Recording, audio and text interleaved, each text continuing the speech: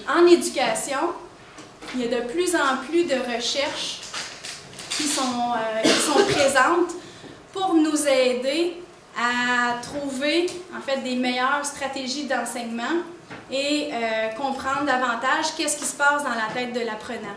Il y a plusieurs années, on ne se questionnait pas vraiment là-dessus. On donnait de l'information, on pouvait transmettre de l'information sans nécessairement essayer de voir comment l'apprenant faisait pour apprendre. Et ça, il y a vraiment plusieurs années de ça. Ça a évolué beaucoup avec les années. On le sait maintenant qu'il y a quelque chose qui se passe dans la tête de l'apprenant. Maintenant, qu'est-ce qui se passe et comment faire pour que l'apprenant soit actif?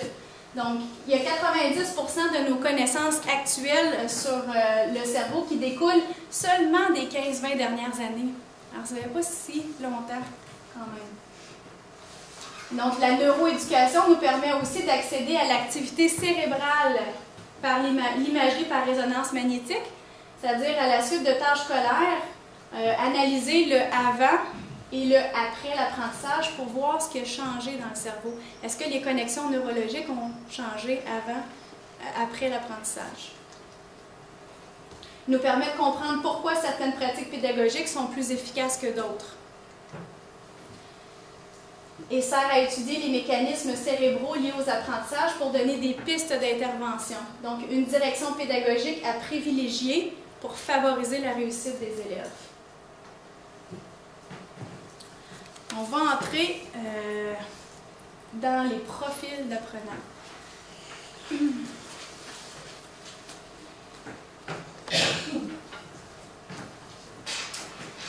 Alors, les profils d'apprenants sont aussi issus de recherches neurophysiologiques, c'est-à-dire la physiologie du système nerveux et la relation entre le système nerveux et la psychologie.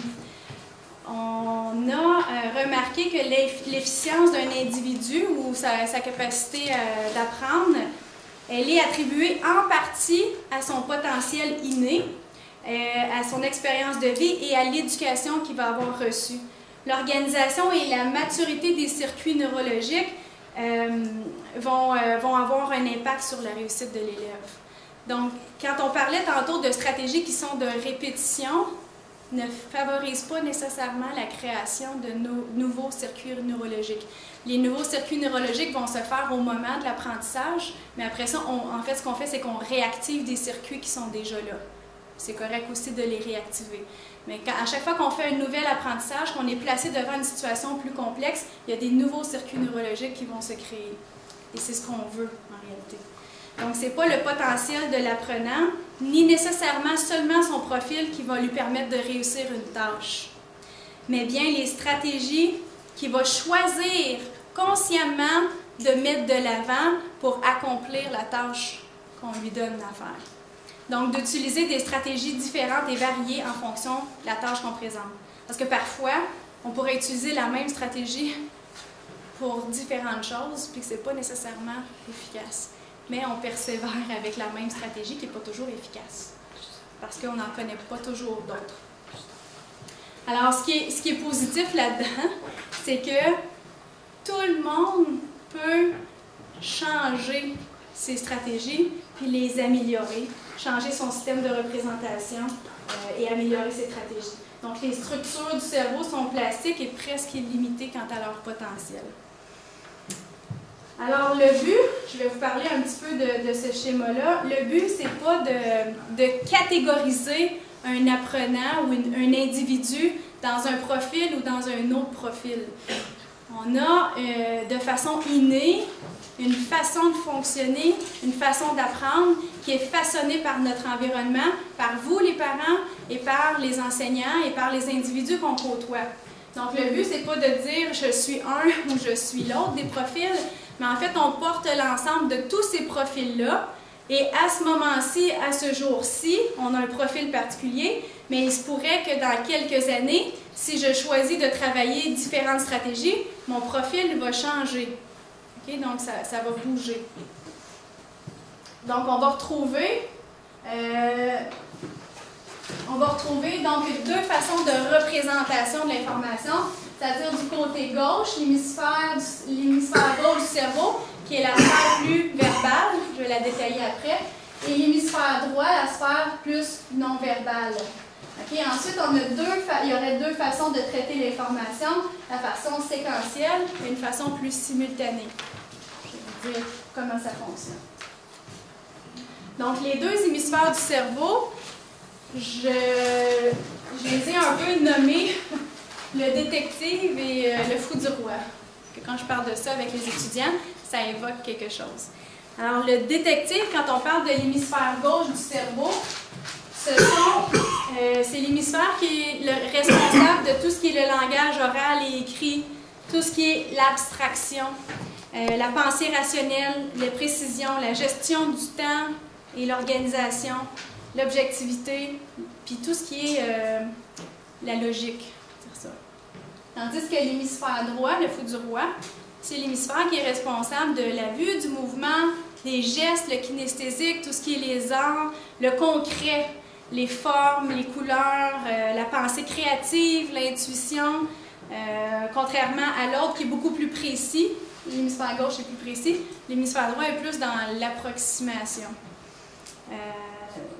Voilà. Donc, on a, tout le monde, une façon de nous représenter l'information dans notre tête. Des fois, c'est plus verbal, des fois, c'est plus non-verbal. On est aussi exposé, notre cerveau reçoit de l'environnement des informations qui sont parfois à l'écrit, donc plus d'ordre verbal. On peut aussi recevoir des vidéos, toutes sortes de choses qui sont du non-verbal. Donc, pour aider nos élèves, pour aider nos jeunes, il faut varier nos stratégies d'apprentissage. Donc, peut-être qu'à un certain moment, il y a peut-être un élève qui a une dominance du côté d'hémisphère droit, puis qui aurait besoin qu'on lui fasse une démonstration, qu'on lui montre un modèle. Les simples explications orales ne sont peut-être pas suffisantes pour l'enfant. Donc, de façon plus spécifique, et là, je vais vous parler de chacun des 4 profils.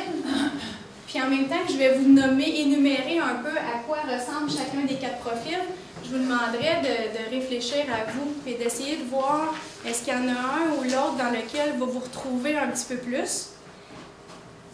Et puis peut-être que ça va être 2 ou 3 profils aussi, ce ne sera pas seulement un. Et aussi de réfléchir à votre enfant ou à vos enfants.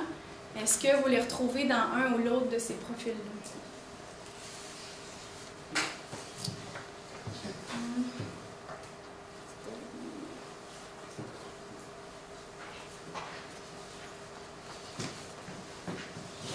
OK, donc, dans le séquentiel verbal, je vous ai placé un peu une image pour vous montrer comment ça se passe dans ce profil-là.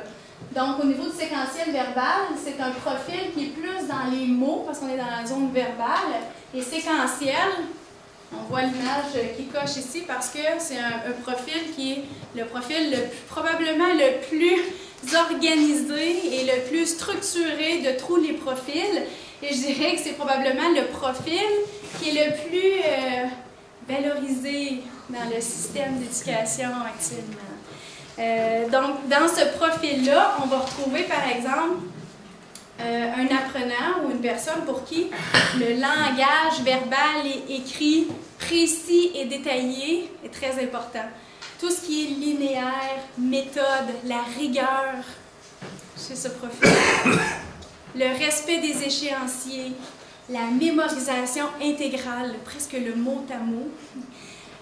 Puis souvent, ils ont une bonne mémoire auditive, qui vont pouvoir retenir beaucoup d'informations mot à mot, là où d'autres profils vont décrocher rapidement. C'est le profil qui est probablement le plus conformiste, perfectionniste dans l'extrême de ce profil. Donc, les stratégies qu'il va le plus utiliser, c'est l'apprentissage par cœur, élaborer des étapes à suivre, utiliser les termes, les mots précis, c'est super important pour ce profil-là. Suivre un discours pas à pas, il ne manquera pas un mot. Il ne veut pas en manquer en plus un mot, il veut vraiment toutes les retenir. À l'analyse, puis appliquer à la lettre. C'est quelqu'un qui ne va pas trop sortir du cadre. Il est très conformiste, puis il va appliquer, faire exactement ce qu'on lui demande de faire. Donc, c'est sûr qu'en ayant un profil comme ça, ben, on peut avoir plus de difficultés à percevoir l'ensemble, faire des liens de sens, résumer l'essentiel. Pour le profil séquentiel verbal, résumer l'essentiel, c'est très difficile parce que tout est important. Hein, on a de la difficulté à enlever un peu d'informations. Donc, tout ce qui est l'improvisation, l'imprévu, c'est pas trop ce qu'ils préfèrent. Là. Okay. Il y en a qui se reconnaissent, hein? OK. Puis à l'école, on demande beaucoup, hein? D'être structuré, organisé, méthodique, d'écrire des grands textes, de lire, il y en a beaucoup d'informations à traiter. Quand même, c'est dans le milieu scolaire. Donc, ça convient parfaitement aux élèves qui ont ce profil-là. Ça, c'est sans aucun doute. Maintenant, on va aller au séquentiel non-verbal. Donc, on retrouve aussi la minutie de l'organisation dans ce profil-là, mais on est dans du non-verbal. Donc, pour cet apprenant-là, plutôt que ça passe par les mots, ça va passer par les images. Donc, c'est un apprenant qui va avoir des images nettes et précises dans sa tête. Ça va être une personne qui va être très observatrice, qui a besoin de voir un modèle, qui a besoin de voir une démonstration, de faire, de manipuler, de répéter, mais répéter dans l'action, pas répéter dans les mots. L'exploration concrète, l'utilisation de schémas. Plutôt que d'écrire plusieurs mots, eux, ils vont utiliser des schémas détaillés, des pictos, des couleurs. C'est des élèves qui vont sortir spontanément leur crayon de couleur pour réorganiser quelque chose. Mémorisation, ils vont mémoriser plus ce qui est pratique, c'est-à-dire plus que la théorie. Donc, il faut que ce soit pratique, puis c'est un apprentissage sensoriel. Donc, ce sont des élèves ou des individus qui sont généralement très débrouillards, plus ou moins conformistes, mais un système D très développé. Donc, les stratégies qui vont le plus utiliser, la mémoire visuelle, c'est certain. Ils vont observer avec minutie et méthodique. Quand même, ils sont quand même méthodiques, puisqu'ils sont dans le profil séquentiel. Donc, retenir la séquence d'une tâche exécutive, sortir d'une situation problématique avec peu d'outils. Ils vont arriver à sortir de là. Et ils vont avoir des relations qui vont mettre en œuvre justement tout leur système de débrouillardise. Donc, c'est des personnes qui vont aimer créer puis sortir un peu plus du cadre, mais en même temps, il y a une certaine séquence qui est là, puis c'est des personnes qui sont aussi organisées. Mais au lieu que ça passe par les mots, ça va passer par les images.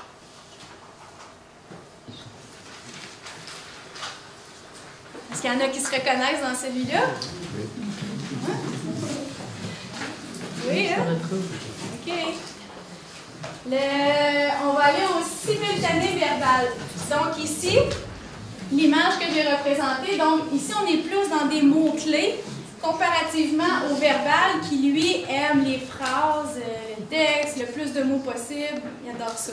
Ici on va être plus dans l'essentiel des mots-clés et le simultané verbal va organiser les informations, on va avoir des liens entre les informations. Donc, c'est la personne qui va être toujours à la recherche de sens, qui va être insatisfait d'une intuition. Donc, tout doit s'expliquer, tout doit avoir du sens, puis c'est ceux qui vont demander le pourquoi. Donc, ça, c'est probablement qu'il y a un profil qui ressemble à ça. Donc, pourquoi je vais faire ça? L'aspect cognitif, donc, c'est... en fait, ce sont des personnes qui vont avoir une compréhension verbale ou écrite de l'essentiel. Ils ne vont pas s'enfarger dans les détails, comme parfois le profil séquentiel va aller, parce que c'est super important pour lui. Mais eux, on va aller à l'essentiel. Donc, synthèse et perception de l'ensemble, élaboration de schémas ou de réseaux de connaissances. Donc, tantôt, on va parler un petit peu de schémas, on va parler de comment on peut réorganiser l'information de notre manière. C'est un profil qui, en fait, c'est une façon qui vient rejoindre beaucoup le profil simultané verbal. Donc, c'est une personne qui a besoin de latitude, qui a besoin de plus de liberté, qui n'aime pas qu'on la place dans un cadre ou dans un moule, besoin de latitude pour penser, pour agir, puis aussi être plus indépendant.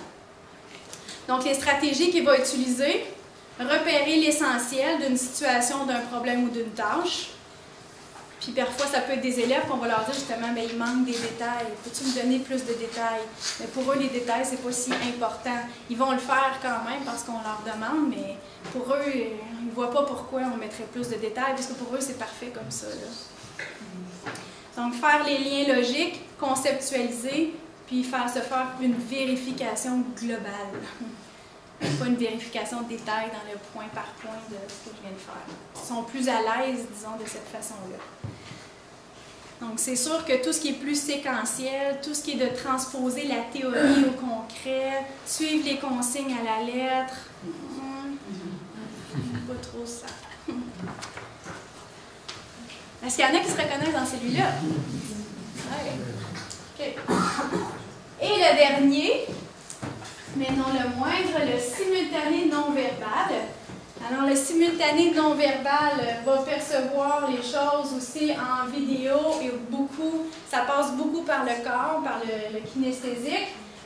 On retrouve les mêmes dossiers. Donc, ils vont faire des liens entre les informations, mais ça se pourrait, à l'extrême de ce profil, que des fois, les dossiers ne sont pas toujours rattachés à quelque chose d'autre. Ça se peut que les dossiers soient un peu éparpillés. Et c'est, en général, je pourrais dire que c'est un des profils à l'extrême du profil, là, parce qu'on sait qu'une personne n'est pas que simultanée non-verbale, elle a quand même d'autres profils pour venir s'équilibrer, mais si on avait ce profil-là à l'extrême ou vraiment en grande dominance, c'est un profil qui va avoir le plus de difficultés à l'école. C'est le profil qui est à l'opposé du séquentiel verbal. Quand ils sont à l'opposé, celui-là, c'est l'élève, en tout cas de mon expérience aussi avec les jeunes, quand ils ont une dominance simultanée non-verbale, c'est ceux qui ont le plus de difficultés à l'école, quand c'est une dominance. Parce que l'école leur demande l'opposé de ce qu'ils sont. Donc, eux, ça leur demande beaucoup d'efforts à se structurer, puis à s'organiser, puis à écrire des longues phrases. Et pour eux autres, c'est difficile. Donc, les caractéristiques de ce profil-là vont faire plusieurs choses simultanément, rapidement. Ce sont des personnes qui vont déborder d'imagination, de créativité, puis tout passe comme une vidéo dans leur tête. Donc, c'est des personnes qui sont très très authentiques, on va pouvoir percevoir assez rapidement dans quel état ils se trouvent, dans quelle émotion ils vivent. Donc, ils vont avoir une mémorisation qui est très imagée. Donc, si mettons, je vous dis, il faut mémoriser un texte par cœur, mémoriser une poésie, ça pourrait être intéressant pour ce profil-là de transposer les lignes de la poésie en images et de mémoriser les images qui vont avec le texte. Il va se retrouver beaucoup plus, plutôt que de la récitation dans le mot à mot. Okay? Donc, ce sont des personnes spontanées et expressives, quand même, puis c'est beaucoup du vivre et laisser vivre. Une pensée très divergente. Ils vont trouver rapidement aussi des solutions à un problème. Ils vont faire toutes sortes de liens. C'est des personnes qui sont très créatives aussi. Donc, c'est sûr qu'à l'opposé, dans ce profil-là, tout ce qui est verbal et séquentiel, c'est pas ce qu'ils préfèrent le plus. Donc, être méthodique et rigoureux, c'est pas leur priorité. Ça veut pas dire que c'est pas important, mais c'est pas la priorité. Donc, suivre les consignes étape par étape, se vérifier avec minutie. Oh là là, ça leur demande beaucoup d'énergie.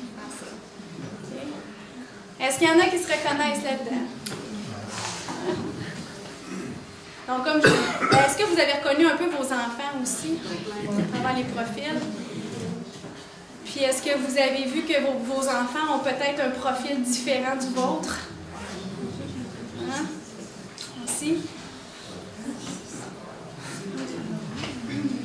Donc, les profils, l'idée, c'est de ne pas, c'est pas de dire on doit absolument intervenir ou enseigner à une personne selon son profil d'apprenant. Par contre, le fait de connaître qu'il y a différentes façons d'apprendre, ça nous amène à, quand vous aidez votre enfant et que ça bloque quelque part, bien, si vous avez un profil qui est différent, c'est peut-être pas nécessairement la stratégie que vous utiliseriez qui serait la bonne pour votre enfant.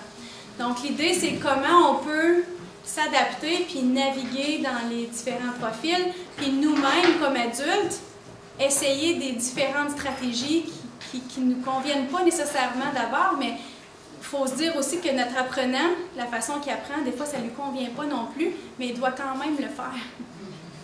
Alors, pourquoi nous, on ne se donnerait pas aussi ce défi-là de dire, ben, je vais aussi explorer moi-même différentes façons d'apprendre. Si je suis très séquentielle, peut-être que des fois, je pourrais lâcher prise sur certaines choses puis aller plus à l'essentiel, ou vice-versa, pour essayer de rejoindre l'autre personne, qui est soit notre enfant, soit quelqu'un dans notre vie, peu importe, l'enseignant, ou que ce soit quelqu'un que vous connaissez. Okay? Quand vous avez une conversation avec quelqu'un, ça va jusque-là, parce que quand j'ai une conversation avec quelqu'un qui est dans le séquentiel verbal, il va m'en dire beaucoup de choses, puis il va vouloir que je lui en dise, puis que je lui donne beaucoup de détails. Des fois, moi, mon conjoint, il est beaucoup plus simultané, non-verbal. Donc, lui, il veut que j'aille à l'essentiel, puis en plus, il est en image. Puis moi, ma dominance n'est pas tout à fait là. Mais je pourrais dire, ben on est différents, c'est ça et c'est tout, on est comme ça. Comment je vais faire pour communiquer avec lui dans sa façon de voir les choses, c'est-à-dire que ça me demande un effort de synthétiser ce que je veux dire, d'y aller à l'essentiel alors que je voudrais donner bien du détail. Okay? Mais ça ne l'intéressera pas. Puis, à un moment donné, je vais percevoir dans son visage qu'il y en a assez. Fait que là, je vais dire, ben, tu m'écoutes pas, je me sens pas écoutée, je me sens pas comprise. Non, non. C'est que j'ai aussi une responsabilité, ce que je veux dire, dans la communication. À partir de ça, ben, on peut s'adapter aussi. Donc, ça me fait travailler sur moi-même. Puis, en fait, c'est les élèves qui m'ont amené à découvrir les différents profils d'apprenants, puis qui m'ont amené à travailler aussi différents profils par rapport à moi-même. Donc, je vous ai donné un exemple concret, c'est vraiment mon profil qui est là. Donc, vous voyez que j'ai la sphère non-verbale plus développée, verbale, pardon, et la sphère non-verbale un petit peu moins. Donc, mais ce que je veux vous dire, c'est qu'il y a plusieurs années, la première fois que j'avais fait mon test, moi-même, mon questionnaire, c'était beaucoup plus grand dans la sphère verbale et c'était encore plus petit ici.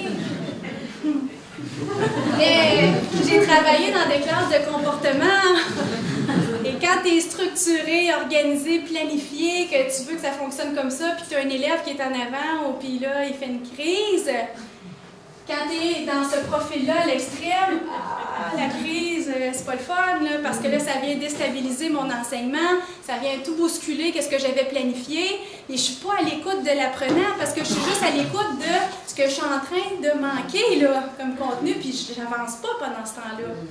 Fait que je devenais un peu fâchée, frustrée, découragée, exaspérée, et j'avais un collègue de travail qui, lui, était à l'opposé de moi. Et ça, c'est fâchant aussi, parce que lui, il était beaucoup plus, je veux dire, plus libre. Lui, il allait chercher des activités ici et là, au quotidien. Il ne se planifiait pas beaucoup d'heures à l'avance, c'était quasiment la dernière minute. Mais lui, quand il y a un élève qui faisait une crise ou qui avait quelque chose, bien, spontanément, il trouvait une solution. Alors que moi, la solution, la débrouillardise, alors que je suis dans le séquentiel, puis que je ne suis pas à l'écoute de ce qui se passe en avant de moi, c'est plus difficile. Donc, ça m'a amené finalement à me donner un peu plus de lousse et à me désorganiser un peu plus et à enlever un peu la structure puis aller un peu plus à l'essentiel. Mais je me suis permis de faire ça, puis finalement, je trouve que c'est beaucoup mieux pour moi. Je passe moins de temps à m'organiser, puis je suis moins déçue quand ça ne tourne pas comme j'aurais souhaité que ça tourne. On n'a pas de bébé de contrôle sur grand-chose que sur nous-mêmes. Je l'ai appris assez vite. Donc voilà, alors pour vous dire que les profils changent, puis c'est les jeunes en fait qui m'ont donné l'occasion de travailler différents profils, parce que si je travaille avec un élève en difficulté d'apprentissage, mais c'est sûr que je ne peux pas travailler dans la sphère séquentielle verbale avec cet enfant-là, puis être beaucoup dans les mots, il faut que je trouve une façon différente Donc, j'ai dû moi-même travailler différentes stratégies, plus de liens, plus de mots-clés, plus d'images pour aider l'enfant. Et finalement, j'aime mieux ça. Donc, il faut se donner cette liberté aussi, ce droit d'essayer quelque chose d'autre que ce qu'on connaît déjà. Vous pourriez découvrir quelque chose d'intéressant.